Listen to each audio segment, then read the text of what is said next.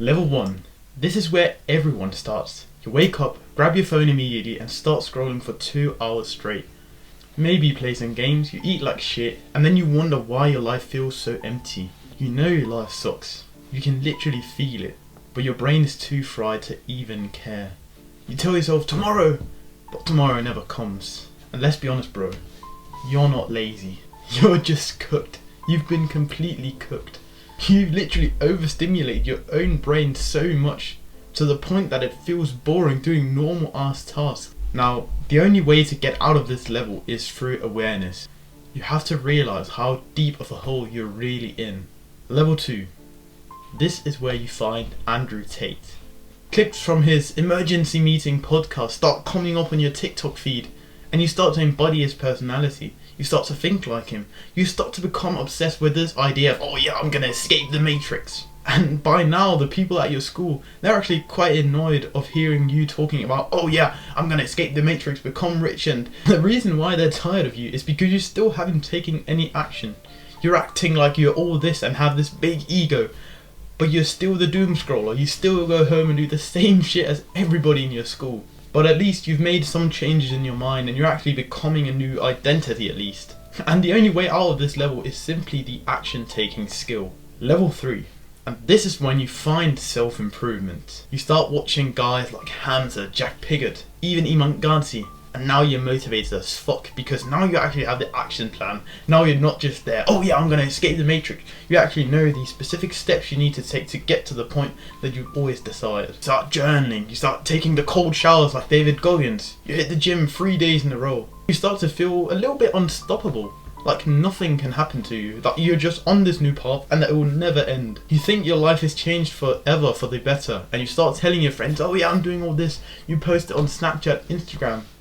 You're proud of yourself, but something unexpected is going to happen to you in a bit. Level 4. You've been trying for a couple months now. You know what you should do. You've literally watched every single one of those how to unfuck your life, how to fix your life videos on YouTube. Literally every single one there is, you've been there, you've watched it. But still you keep falling off. It's like all of these tactics, they don't work. And you can't seem to figure out how to get out of a rut. And how to actually get back to that motivated state they were just previously in. On Monday you're kind of productive, you're super locked in. But then the next day you're relapsing, you're doing all the bad habits again. And you start getting into this spiral of guilt. You're asking yourself questions like, what the fuck is wrong with me? Why can't I just be consistent like I was these months ago? But bro, nothing is wrong with you. You're just going through the cycle that all guys go through. And to be honest, this is where most people quit and go back to their old life.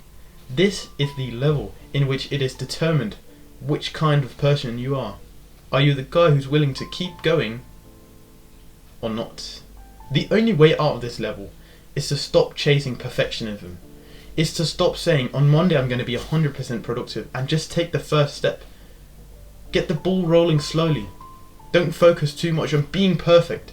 Just do something, just take action, just like you did in the first place when you were just starting out.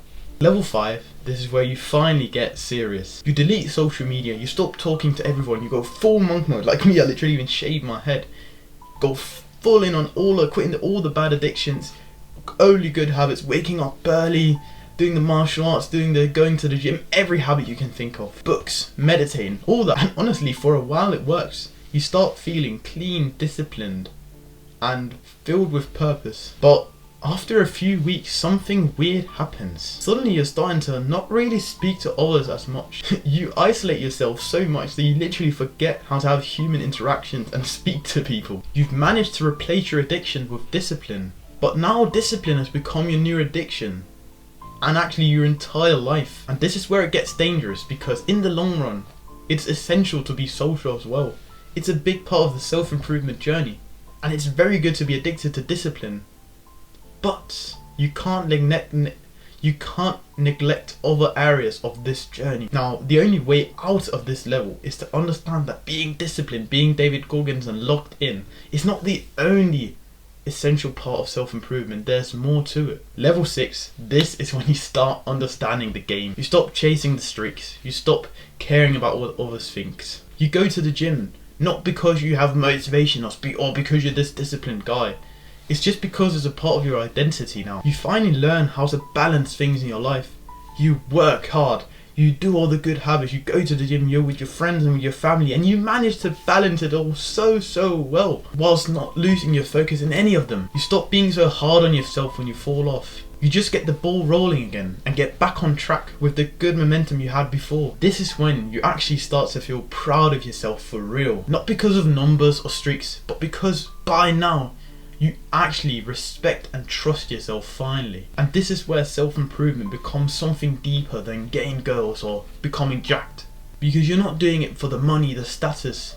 Well, maybe you are, but at least you've also found a deeper why. You realise that the journey is not just about fixing yourself, it's about building something that's actually meaningful to you. A business, a life, having a mission every single day. Level 7, this is the final level. And honestly, by now, it's not even about improvement anymore. You built the habits, you found your purpose. Now, it's just about living the dream. You wake up calm, you feel grateful. You're not chasing the highs or trying to crawl out of a rut. You're just there. Consistent and grateful. You're not even bothered by ruts anymore because you know that this is a part of your identity and that this journey is for life, genuinely. You've actually become the man that your younger self would look up to all the time. You start to feel like you don't even need self-improvement, that you are self-improvement. And this is where you have to be careful. You have to still keep going and doing the same habits at this point. Although you feel like it's you, that you are the reason why you feel this good. It's your past actions. And this is where many people start to fall off. They forget why they got to this point. And so they start going to the parties. They start doing all these things. But the guy who stays at level 7, he keeps meditating, he keeps gratitude journaling, he keeps going to the gym. He keeps improving his life. Funny thing is, you can almost live the life of the guy at level 7 today if you just take action. If you just do the things that the guy at level 7 does, you will literally have his life today just without the results. It's very crazy. And if you want my help with climbing these levels, then you can click the first link in the description. It's my paid program where I take you step by step, literally everything you have to do to climb the ladder of these levels of self-improvement. Alright mate, that's it. Put one foot in front of the other.